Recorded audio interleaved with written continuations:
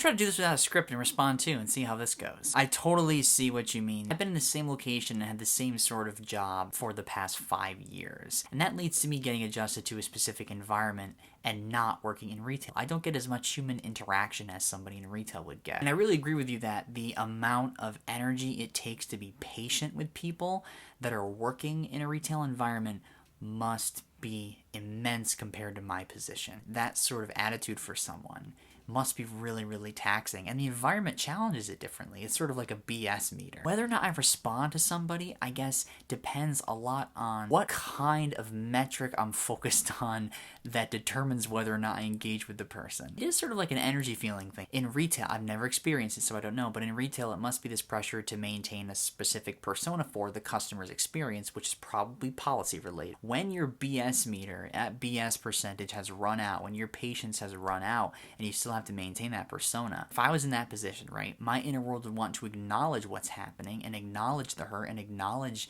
the annoyances of people. But the customers aren't the people you do that with, to acknowledge the annoyances and the BS that people use, and how the whole system of shopping and everything that the human game and expectations create is the absurdity of it. It's like every person only has so much patience. I only have so much patience. Hopefully every person has either one person or a handful of people that they can sit down and acknowledge all this BS with and talk about the annoyances of the reality that we face. We can't really burden the customers that are engaged with because they're experiencing all of this, and their goal is probably to get shopping and things over as fast as possible so they can get back to what they actually want to be doing. People probably enjoy shopping, but I'm just thinking, like, does anybody actually enjoy shopping? And the fact that I can walk 5 minutes to this giant place with all the stuff I could ever need to possibly survive, pretty much ludicrous, in addition to the rest of the games and rules that society creates. It's this whole dynamic of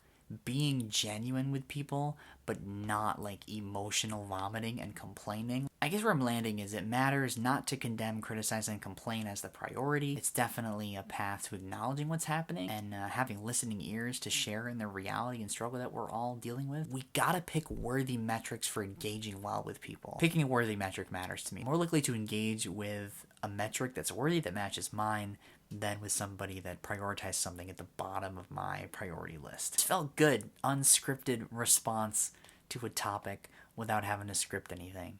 Although this is going to be a fun probably to edit. It's interesting that you have both the perspective of the in-person retail stuff and also the experiences with people online as a community leader. So you've seen probably more sides of it in terms of dealing with people. It seems it definitely helps to see both sides well. Enjoy your Dave. I'll see you Thursday.